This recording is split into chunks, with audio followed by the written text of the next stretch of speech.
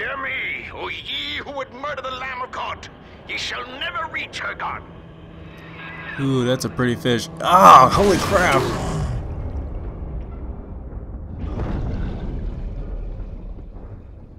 Well, that sucked. So much for the train.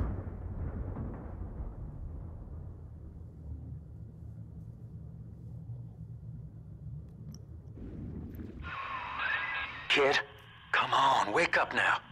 There you are. I thought you rode that torpedo into the great hereafter. I'm in Dionysus Park now. Train cars are shambles, leaking air. Whole damn place is So much for flooded Dionysus and sealed. Park, too. But there's a pumping station back there on Siren Alley, and I believe you could jerry-rig it to drain the park out. That'd let you stroll right inside. Get to those pumps, and hurry. Okay, so welcome back to Let's Play Bioshock 2. Now, in this outdoor in the water sequence right here, we can start to find more atom slugs lying around out here. So this is another way we can get atom. They're kind of hard to find sometimes, and they only give you 10 each, so I'm not going to really go out of my way to get them all, but I will be getting the ones where I know where they are, or they're in an obvious location or whatever, but I won't really beat myself if I miss a few of them. So anyway, so we were prohibited in getting into Dionysus Park because our ride was cut short, so we're going to have to go take a little side trip over to Siren Ally and use that location to assist us in getting into Dionysus Park. Dionysus Park is a very good level, but Siren Ally I don't particularly care for very much.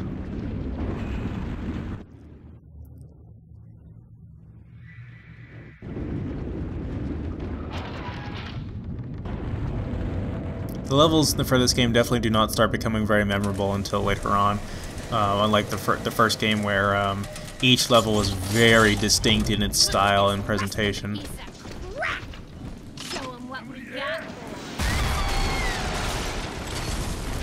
Alright, time for a new enemy type, a new Big Daddy type actually, the Rumbler, which is new to Bioshock 2. And he has a launcher on his shoulder, which he will launch grenades at us, heat-seeking RPGs at that. And he also deploys auto turrets, so he's overall very nasty and a very tough customer to deal with. He's probably overall more difficult to deal with than the other two varieties. And we're going to take him down just the same, and the other thing is he has kind of a slow rate of fire, and the fact that his only range attack is the grenade launcher, we can catch those and throw them back at him with the telekinesis, is a nice aspect of him. But when he deploys the auto turrets, that's when it gets really nasty, because those can do a lot of damage to us really fast, and they're pretty hard to deal with as well, unless we shoot them directly. But you can actually hack them as well and use them against him, but that takes a lot of time, and unless you have like rampant auto hack darts lying around all over the place, then it's really not worth it. So it's usually just faster to either use an explosive and destroy the turrets with the splash damage in addition to doing damage to him at the same time, or just kill him outright. I died there, not exactly that prepared for this, so we'll adjust our setup real quick here.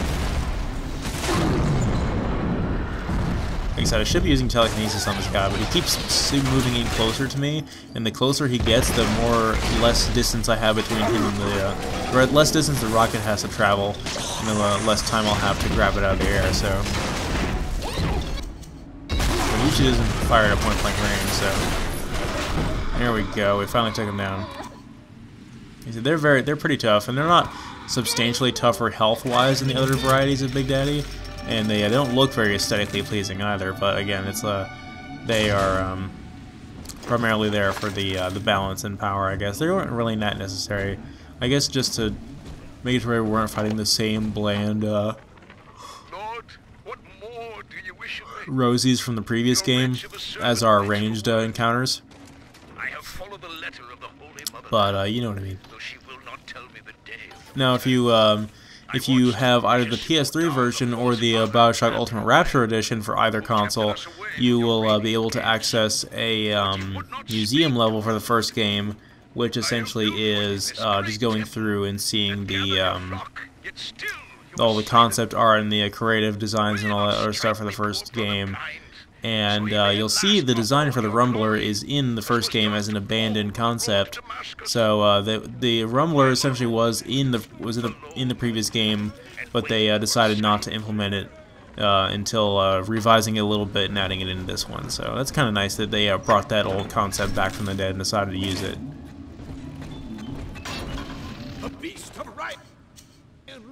But most of those, most of the designs for like the other Big Daddies and stuff you see in that museum are just aesthetic designs, not really gameplay designs. Some of the other enemies are gameplay though.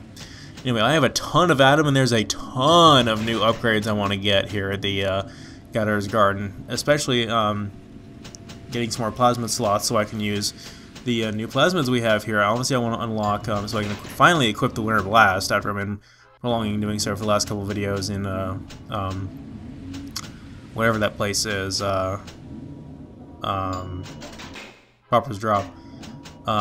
There's a I want to get Cyclone Trap as well and get another slot to equip that, and also the Electrobolt, Winter Blast, Incinerate, and I think the Telekinesis as well, or Cyclone Trap 2 is, and the second level of all of the basic plasmids are available now, and I'll be getting the second level whenever I can. But right now I want to primarily get the Cyclone Trap and unlock what do you call it as well. There's a new, the Insect Swarm is also there, and the Insect Swarm definitely has its uses, as I explained in the previous game, but I never really like using it. I'm not sure if it's undergone any changes in this game that make it better than it was in the previous game, or worse, because I've never really used it in this game, but I really owe it to that plasmid to give it a try, but I've never really done it, mainly because I just can't stand bees. And that I'm pretty satisfied with my setup altogether. I just don't think I'd ever find the time to use it. The other one there is called Scout, and what that does is it allows us to, well, basically have an out-of-body experience and just float over to a new location and leave our body behind so we're not endangering ourselves. It is useful for being able to see enemies before they see you, and apparently in the upgraded versions of it you can actually use plasmids while you are in that mode, which means you can actually kill some enemies while you're not even there, which is pretty cool. But I really don't like that plasmid, actually. I never really, I tried to use it one time, but it just didn't work for me. I never remembered to use it, and even when I did, I'm like, I really don't gain anything from having this knowledge, so it's really not important to me. But anyway,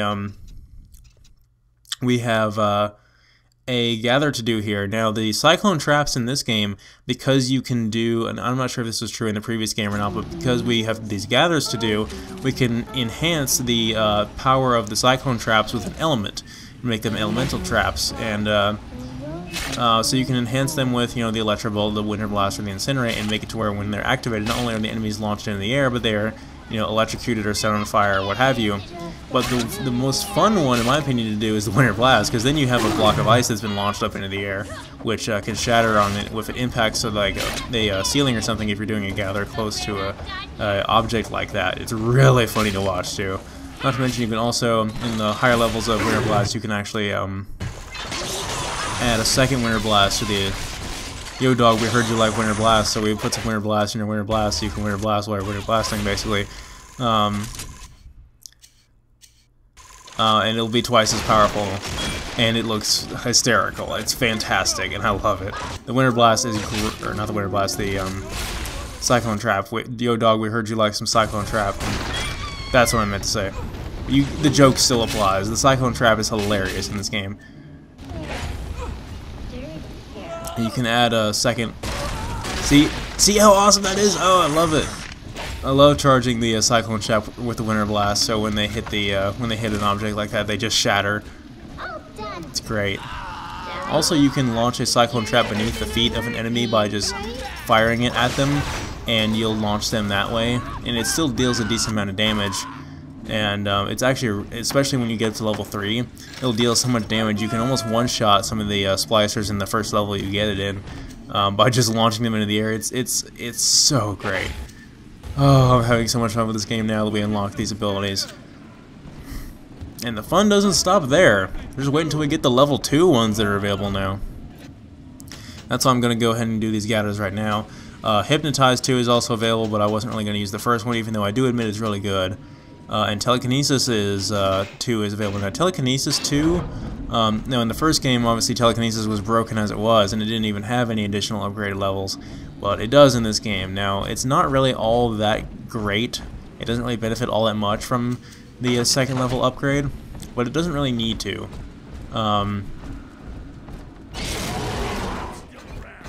Because mainly we're just waiting on level 3. It does deal a lot more damage when we hit enemies with the collision of the object, and that's pretty much all that level 2 does, but level 3 is going to be, mainly I'm just doing that so we can get to level 3 sooner.